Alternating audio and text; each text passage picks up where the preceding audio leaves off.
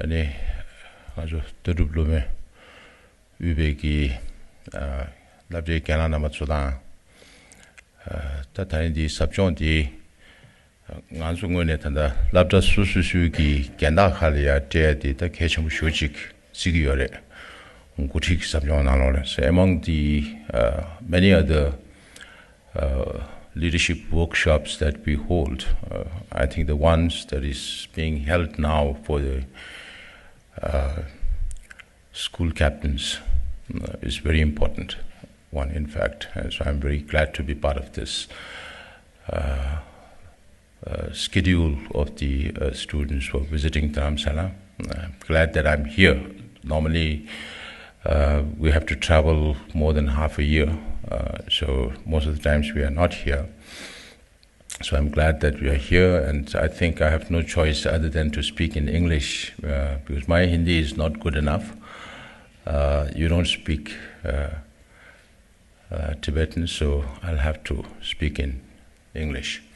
So before I came here, I told them if they can show the introduction of the Central Tibetan administration as a democratic polity, as to how it is structured. I thought that would give you some background about our existence here and how we administer ourselves.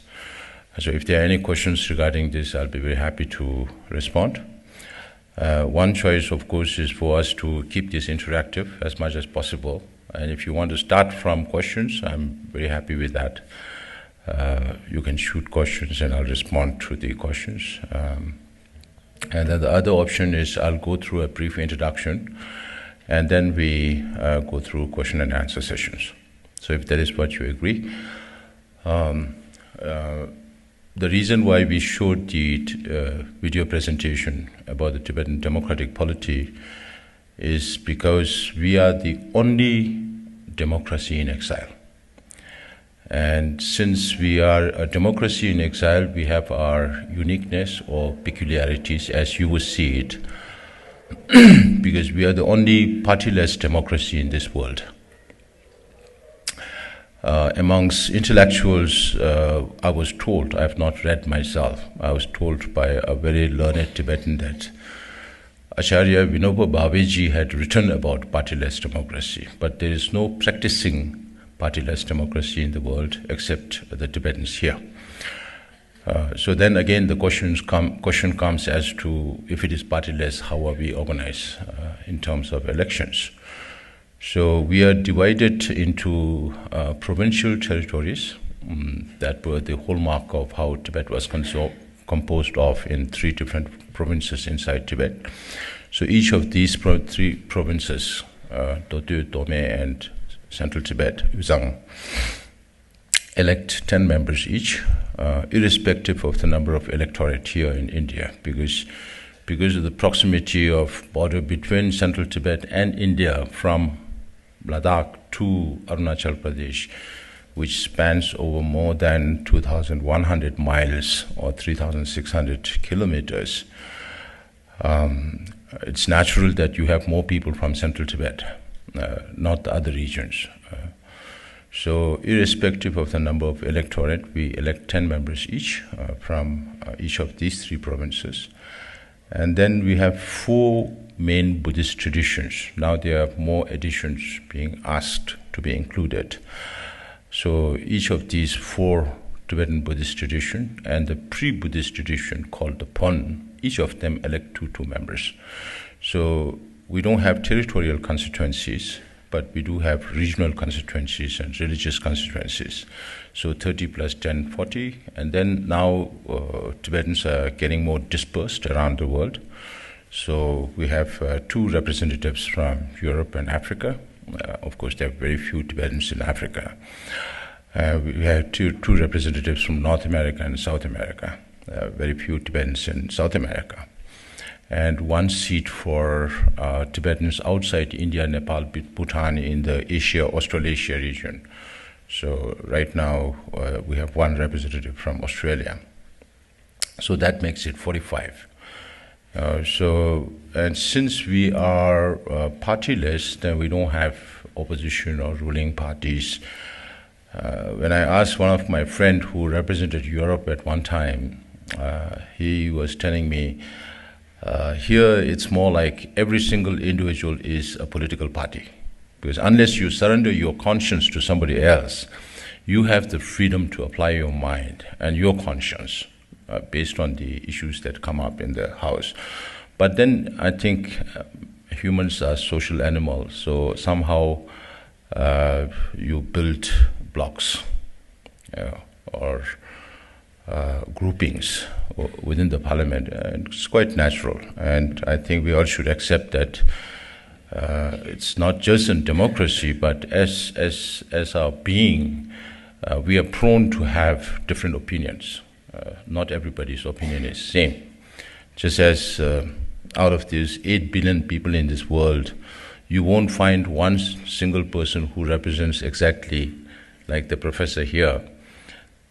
Just like you have 8 billion different physical bodies, you have that many different mental dispositions and inclinations. So that is why everybody is different. Even twins who are born just few seconds after each other, who may have lived together all their life, think differently. So differences of opinion is natural, and once you are able to accept that, then again, it makes it much more easier for you to overcome challenges when it comes to those psychological barriers. So that's how, maybe expand a little bit, but then I talk a little bit about, particularly to the young Tibetans, and also our connection with India. Because sometimes we get asked questions like, since Tibet is under Chinese occupation right now, does the Tibetan script has anything to do with the Chinese language? So these are very naive questions, but then important questions that needs to be addressed, because I was once in Australia, just beginning of this year or sometime in June, July, and at one talk, the topic was India-Tibet ties. And one of my good friend, who was a former member of parliament in Australia, now she's the head of that institution, and her background is also Indian. She's Lisa Singh from Punjab. She started from 7th, 8th century. So I went back some 7, 8 centuries more. We talked about the first king of Tibet having come from India. So we're talking about more than 2,200 years back in history. So that is how old the India-Tibet connection is all about.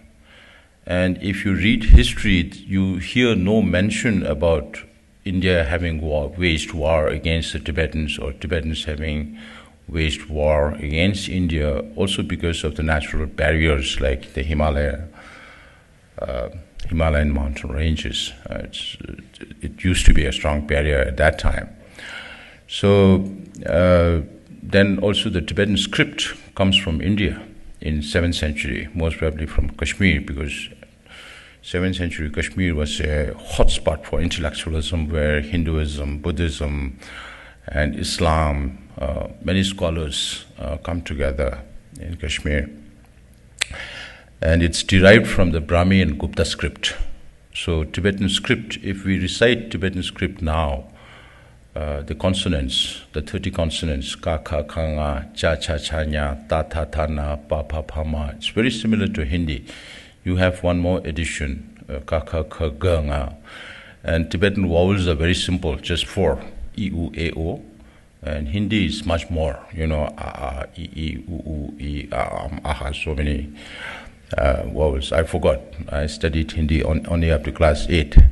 So besides those differences, you can still find the similarity in the language. But the spoken language is totally different.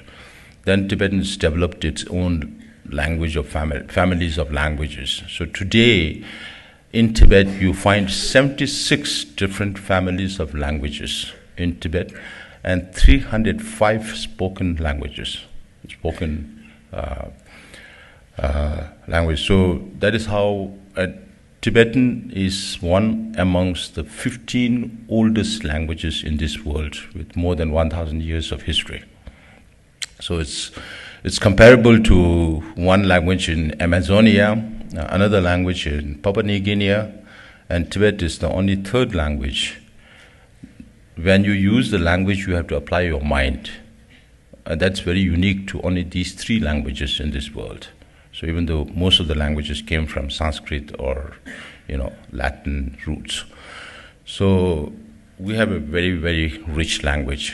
And the reason also being mentioned by His Holiness often is how Tibetan emperor at that time in 8th century, Trison Deozen, he had a competition between the Hoshang monks, the Chinese monks, because Buddhism went to China way before it came to Tibet in 7th, 8th century. It went to China in 2nd or 3rd century AD. And there was a huge debate between the Chinese Hoshang monk and a disciple of Shantarakshita, who introduced Buddhism into Tibet with the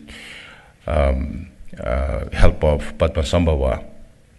So Kamalashila was the disciple's name. They had an argument, and the Tibetan emperor decided that we'll adopt Indian Buddhism. So Indian Buddhism also based on the Nalanda tradition, which started from Nagarjuna's time, in 3rd, 4th century. That's based on logic. So where you can even question the Buddha if you think you are smart enough than Buddha. But if you are able to disprove Buddha, you can do that. It's not a blasphemy to do that. So that's also the reason why the Buddhism remains very dynamic. So over 1,300 years, we developed a special characteristic to the Buddhism that came from India. So that is why it is called as Tibetan Buddhism today. So having said all this, just to give you a background about the connection between India and Tibet, language, script coming from India, religion coming from India, the first king of Tibet coming from India, our cultural relations are much more than political or territorial relationships. So often I tell to the younger generations of Tibetans why you need to be proud of being a Tibetan, because we are a repository of one part of ancient Indian wisdom that is manifested in the forms of messages of His Holiness Dalai Lama all around the world. And His Holiness always says, I'm a messenger of India. So it's the wisdom of all the Indian Pandits that created or reshaped Tibetan civilizational thought and its philosophy that dictates its way of life. So first thing we always talk about is the geostrategic importance of Tibet. One time, I remember 15, 20 years back, I met one Pakistani journalist and he asked me, which is bigger, Bhutan or Tibet? So Bhutan, 100 Bhutans might make one Tibet. So we are talking about 10 times the size of UK, 18 times the size of Japan. That's the size of Tibet, almost 2/3 of India. So it's very huge. It's 2.5 million square kilometers out of 9.7 million square kilometers, that's including Tibet, the whole of China. That constitutes about 25% of China's landmass. So the geostrategic importance is because we have lived as a political buffer between the two most populous nations in this world, India and China, politically, for thousands of years when Tibet was historically independent. So only after Chinese occupation, there was the first war between India and China in 1962, right? And that took a long time to heal till Rajiv Gandhi's visit to China, and then Narasimha Rao's visit, and followed by Vajpayee's visit in 2003. So all these, and then of course reciprocal visits from the Chinese leadership to India. In future, what we seek is genuine autonomy for the Tibetan people. That's based on pragmatism. Even though Tibet was historically independent, now this 16th cabinet goes around the world spreading this, trying to correct the false narratives that the Chinese government had set internationally on the history of Tibet, claiming that Tibet has been part of China since antiquity, as they say sometimes, since time immemorial. So when is time immemorial? When is antiquity? Well, 500, 1,000, 2,000, 3,000 years ago, just because the earlier claims that they made about Tibet having been part of China since 7th century, 13th century, 18th century went hollow because they couldn't prove it. So that is why we go around telling the world that if there could be a genuine resolution to the Sino-Tibet conflict through what we call as the middle way approach or the policy, which is again a Buddhist concept, avoiding extreme polarities, which is again on the one side the historical status of Tibet as an independent state, on the other side you have the present situation of Tibet under the repressive government of PRC. So we have to find a middle way there. And if we are able to do that, we believe that there could be more peace in South Asia. Because then all this China, Pakistan, all-weather friendship, they have very nice, flowery languages to describe their relationships, higher than the mountains or the sky, deeper than the ocean, sweeter than honey kind of relationship between Pakistan and China.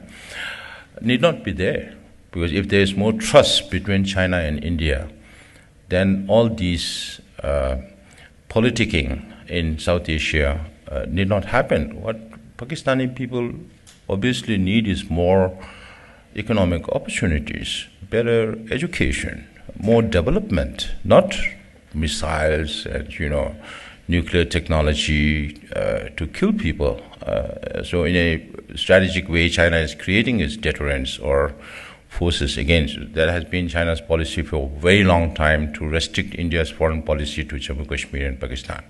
And that has been happening for a long time. It's only changing now, also because of China's belligerence on the Indian border. So the geopolitical importance of Tibet is very, very important for the whole region. And then we also have the environmental importance of Tibet. When we describe Tibetans, you ask any Tibetan students here, we recite this prayer for the long life of this 14th Dalai Lama. So in the land, or in the heavenly abode, the land surrounded by snow mountain ranges. So that's how we describe ourselves. Because Tibet is surrounded by snow mountain ranges. As you can see, it's not a painted picture. These are all satellite images that are available now. So it's surrounded by the Himalayan ranges in the south. And in the west, it's Karakoram ranges. In the north, the Kundun ranges. On the east, you have series of mountain ranges. And so Tibet is all surrounded by snow mountain ranges. We all know that the tectonic shift between the Gondwanas and the Eurasian plate created this Himalayas.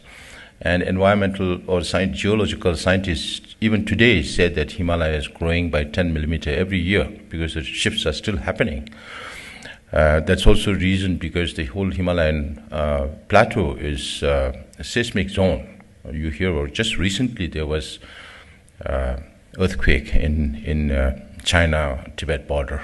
And there was in Herat recently. In Nepal, you witnessed earthquakes recently. So all these things indicates that the Himalaya is a geo-seismic hotspot. The Tibetans call ourselves land this heavenly abode surrounded by snow mountain ranges.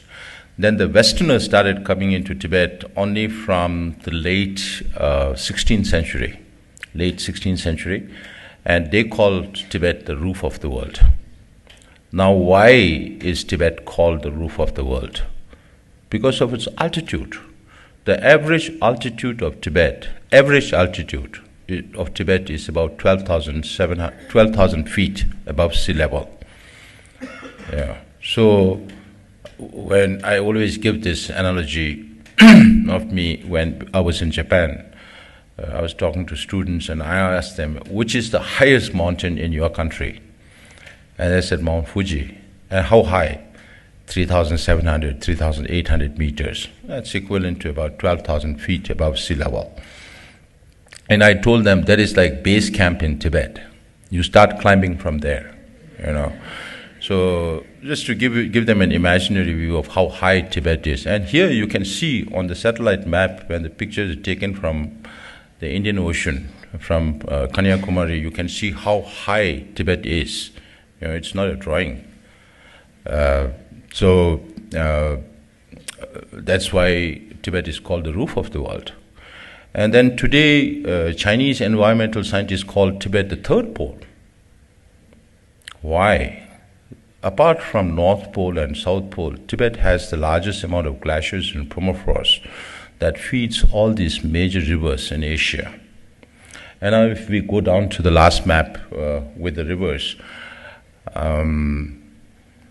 you will find that the rivers that originate from Tibet, and the reason why Asians call Tibet as the water tower of Asia, it's like the water tank of Asia.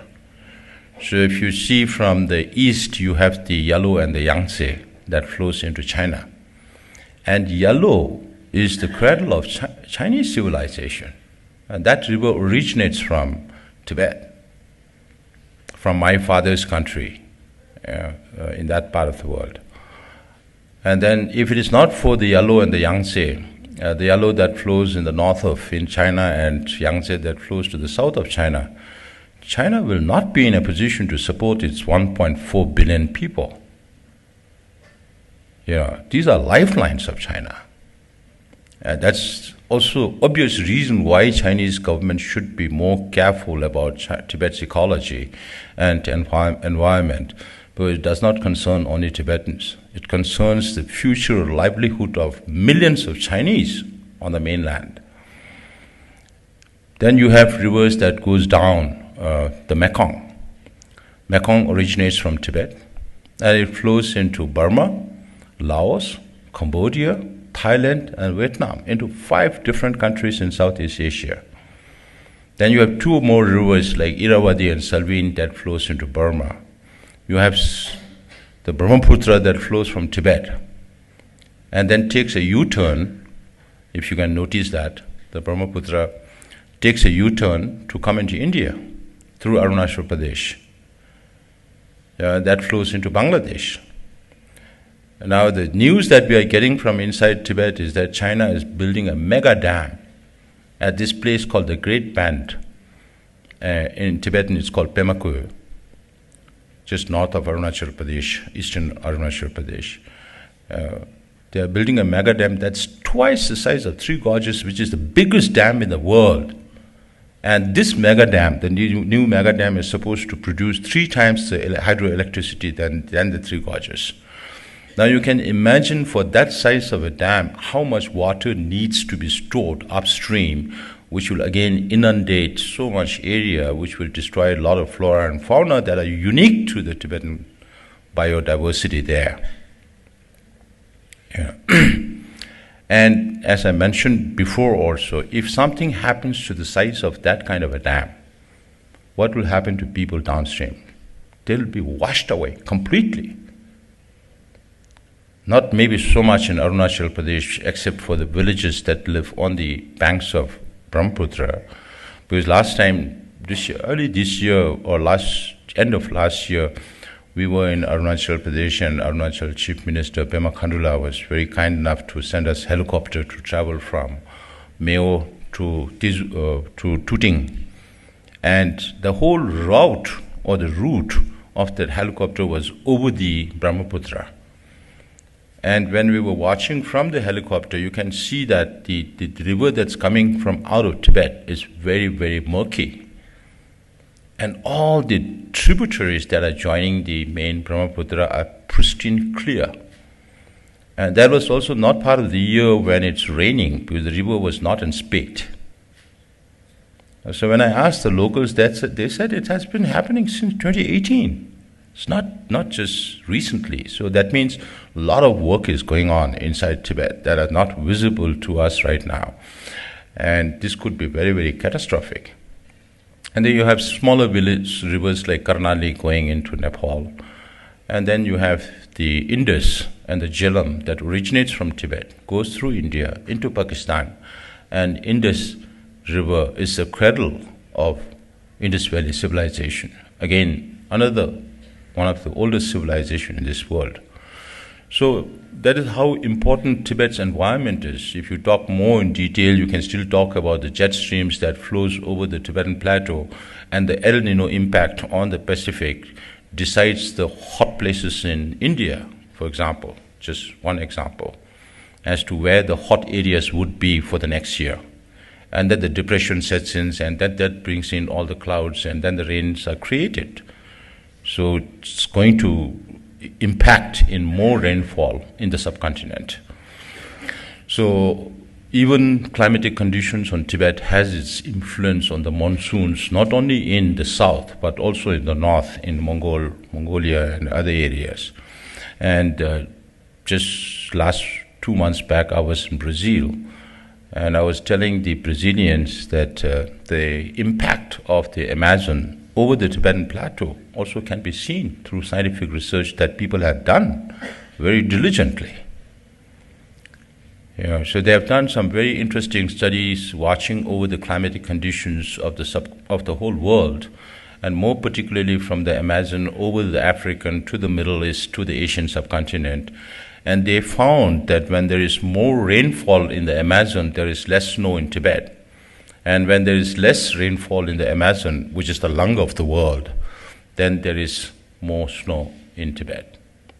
So all these correlations also is a pointer towards this Buddhist philosophy of interdependence. So all this applies to our material existence. Then, of course, the Buddhist culture, as I mentioned, how it came from Tibet, India, and how we managed to preserve in its pristine quality through the centuries.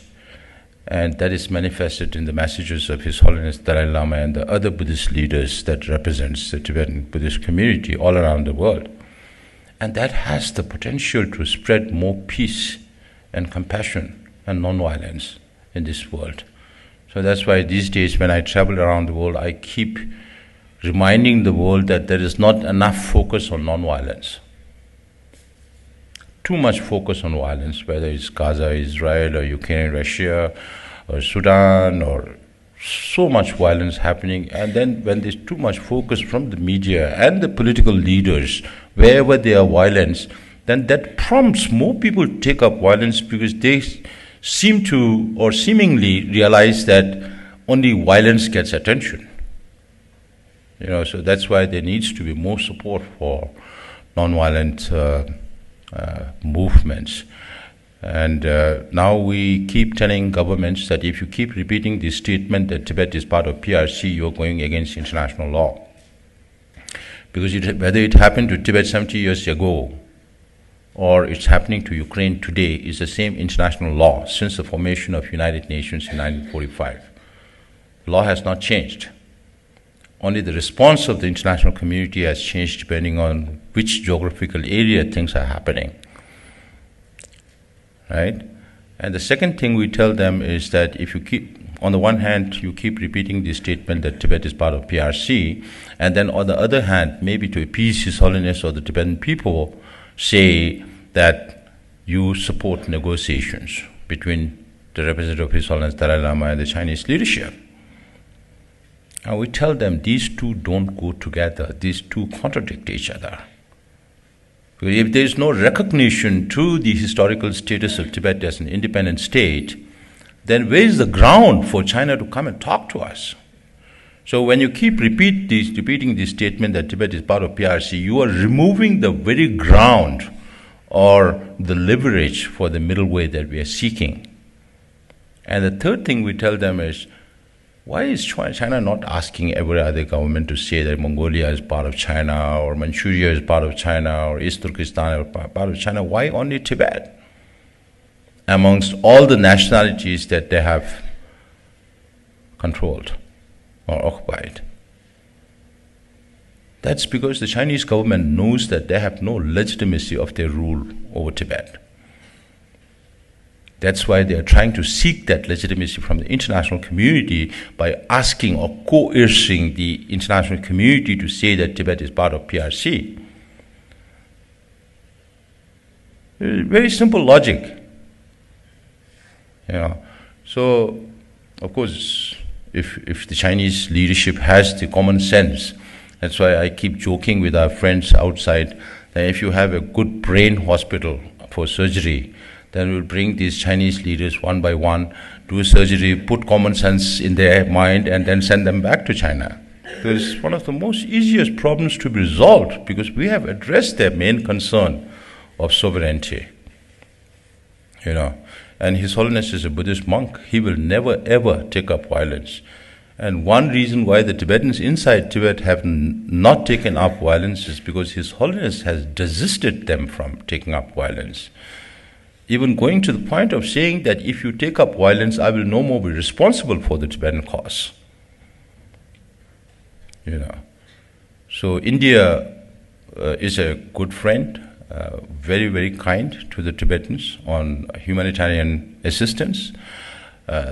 India is also the reason why we are here, why we could boast to the world that we are the only exiled government with a fully democratic structure.